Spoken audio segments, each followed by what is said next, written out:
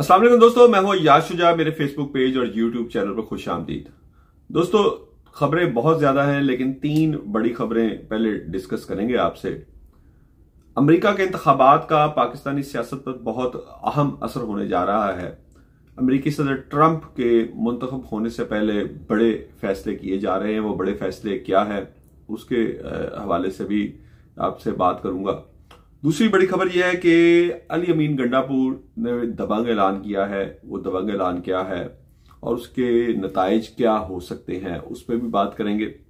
और इसके साथ साथ मोहसिन नकवी निगरान वज़ीर आला पंजाब, जिन्होंने इस्टेब्लिशमेंट की पूरी मदद की पीटीआई को पंजाब में दबाने के लिए, इंतखाबात में उनको हराने के लिए, उसके हवाले से उनको मजीद नवाजने का फैसला किया गया है। वो नवाज़शात क्या होगी उस पर भी बात करेंगे। लेकिन सबसे पहले बात होगी जो सहाफ़ियों पर इस वक्त जुल्म सितम किया जा रहा है। असद तूर की दरख्वास्त बाद अज़ गिरफ्तारी की जो है जमानत बाद अज़ गिरफ्तारी की दरख्वास्त जो है वो मुस्तरद करते हुए उन्हें जुडिशल रिमांड पर जेल भिजवा दिया गया है।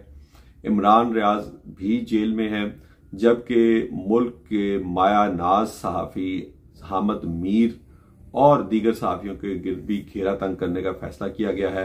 हामिद मीर का एक वीडियो पैगाम बड़ा सख्त था। उससे पहले ही फैसला हो चुका था उनके खिलाफ एक्शन लेने का, लेकिन उसमें उन्होंने इस्टेब्लिशमेंट को ललकारा था कि हुकूमत के पीछे ना छुपें, खुद सामने आकर हमारा मुकाबला करें तो मज़ा आएगा।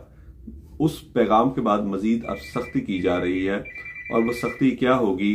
वो सख्ती ये होगी कि उनको अडयाला जेल या किसी करीबी जेल में नहीं रखा जाएगा, बल्कि उनके खिलाफ मजीद सख्ती करने के लिए उन्हें किसी दूर उफ्तादा जेल भिजवाया जाएगा, ताकि एक आप समझें कि डराने के लिए बाकी सहाफ़ियों को एक निशान बनाया जा सके। इसके अलावा भी कुछ सहाफ़ियों की लिस्टें तैयार हो चुकी हैं। उनमें कुछ ख़वातीन सहाफ़ी भी हैं, लेकिन उनके बारे में अभी तक डिसाइड नहीं हुआ कि उनकी गिरफ्तार किया जाए या नहीं, क्योंकि इंटरनेशनल तंजीमों की भी बड़ा प्रेशर है। तो इसलिए अभी तक उनके नाम फाइनल नहीं हुए। ताहम हामिद मीर और दीगर सहाफ़ियों के नाम फाइनल हैं, उनको गिरफ्तार किया जाएगा। अब सबसे पहले अब चूंकि सहाफ़ियों का जिक्र हो रहा है तो सहाफ़ियों की बात करते हैं कि मोहसिन नकवी, जिन्होंने पंजाब में इस्टेब्लिशमेंट के तमाम जो अहकामात थे वो पूरी तरह उन्होंने पूरे किए, उन्होंने अपनी ड्यूटी बहुत अच्छे तरीके से निभाई।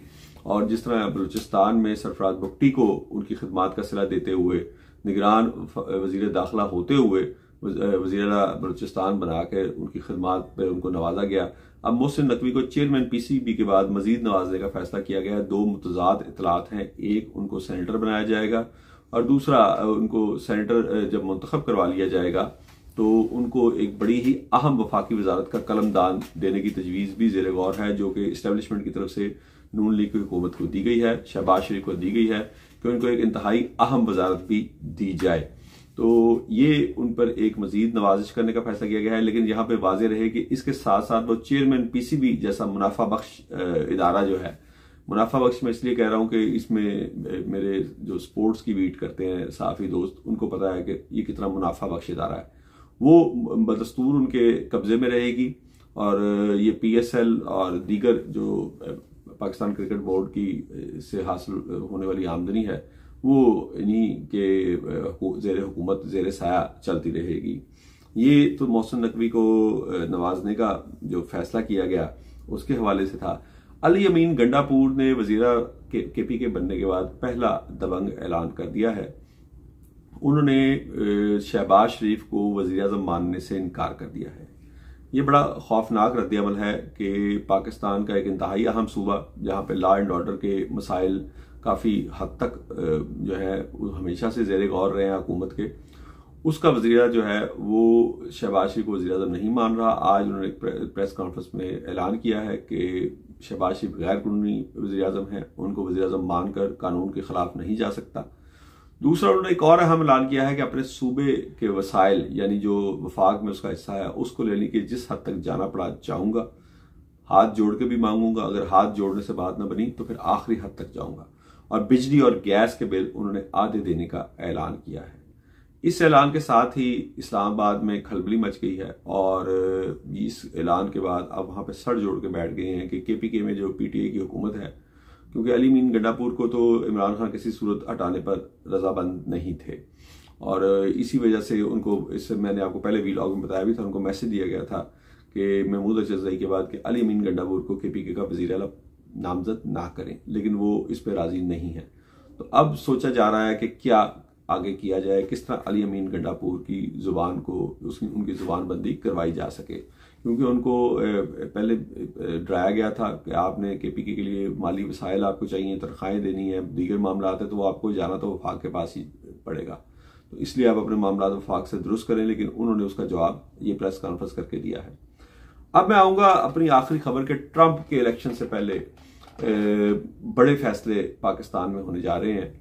एक रिटायर्ड जनरल जो हैं उन्होंने इस्टेब्लिशमेंट को मशवरा दिया है कि अमेरिका में इस वक्त हवा ये है कि डोनाल्ड ट्रंप मकबूलियत की इंतहाओं पे हैं और 95% जो वहाँ के इंतखाबी पंडित हैं वो पेश गोई कर रहे हैं कि ट्रंप इस बार सदर मुंतखब हो जाएंगे। ट्रंप के इमरान खान से तल्लुकात किसी से ढके छुपे नहीं हैं और ट्रंप की फैमिली की इमरान खान से मोहब्बत भी किसी से ढकी छुपी नहीं है कि जब वो उनसे मिलने पहुंचे थे तो उनकी बीवी और उनकी बेटी ने किस तरह इमरान खान के साथ तस्वीर बनाई और कहाँ पर इमरान खान को बिठाकर ट्रंप उनसे कितनी देर तक बातें करते रहे। तो इस हवाले से उन्होंने एस्टेब्लिशमेंट के जो बड़े हैं उनको समझाया है कि इससे पहले ही इमरान खान को किसी तरीके से राजी करके तो मामला को ख़त्म किया जाए। उस हवाले से अब कई तजावीज़ ज़ेर गौर हैं। एक इंतहाई लेवल का प्रेशर डालकर इमरान खान को बैरून मुल्क जाने पर आमादा किया जाए जिस पे वो राजी नहीं है। दूसरा, उनके वो कारकुन जो कि 9 मई के हंगामों में जिनकी फुटेजेस में कोई यानी उनकी कोई वो नज़र नहीं आ रही, कोई कार्रवाई करते हुए नज़र नहीं आ रहे, अमली तौर पर शामिल नहीं थे, सिर्फ वो हजूम के साथ थे, उनकी जमानतों का सिलसिला शुरू हो चुका है। और जो सिर्फ इनमें उन लोगों को जो उनके सीधा यानी कि रहनुमा है और सीधा वर्कर है उनको रखा जाएगा ताकि 9 मई के खिलाफ जो अब बयानिया बनता जा रहा है मुल्क में, मौलाना फजल रहमान कह चुके हैं कि 9 मई का बयानिया अवाम ने गलत साबित कर दिया और महमूद अचरजई ये कह चुके हैं, बड़ी पार्टियां ये कह रही हैं, पीर पगाड़ा ये कह चुके हैं। तो जितनी भी पार्टियां इस वक्त इलेक्शन में धांधली के खिलाफ एहतजाज कर रही हैं वो 9 मई के ऊपर भी सवालिया निशान लगा रहे हैं। तो 9 मई के बयानिए को जिंदा रखने के लिए चंद रहनुमाओं को जेल के अंदर रखा जाएगा और अगर इमरान खान बैरून मुल्क जाने पर आमादा ना हुए तो फिर उनको आमादा किया जाएगा कि उनको बनी गाला मुंतकिल कर दिया जाए। इस हवाले से इब्तदाई तौर पर जो मीडिया और अवाम को दिखाने के लिए बयानिया है वो तैयार कर लिया गया है कि बनी गाला के बाहर से 3 दहशतगर्द जिनके बारे में इंतहाई शकूक व शुबात पाए जाते हैं कि अफगानिस्तान से ये 3 दहशतगर्द पाकिस्तान और पाकिस्तान में भी उसके बिल्कुल सेंटर रावलपिंडी कैसे पहुंच गए और हमारे जो कानून नाफिज करने वाले इदारे थे, हमारी खुफिया एजेंसी थी, क्या उनको नहीं पता चला कि ये 3 एजेंट यहाँ तक पहुंच चुके हैं और डेरा जेल पर हमले की प्लानिंग कर रहे हैं। तो इस तरह का एक बयानिया भी तरतीब दिया जा रहा है ताकि नवंबर में अमेरिका में जो इंतखाबात होने जा रहे हैं उससे पहले इमरान खान को किसी तरीके से राजी किया जाए ताकि बड़ी हजीमत से बचा जा सके और अमेरिकी सदर की बड़ी मुदाखलत से बचा जा सके, उससे पहले ही मामलात को एक दुरुस्त सिमत में लाया जा सके। ये थी आज की खबरें। मजीद खबरें भी आपकी खिदमत में पेश करता रहूंगा। अपने दोस्तों और रिश्तेदारों का ख्याल रखिएगा। अल्लाह हाफिज।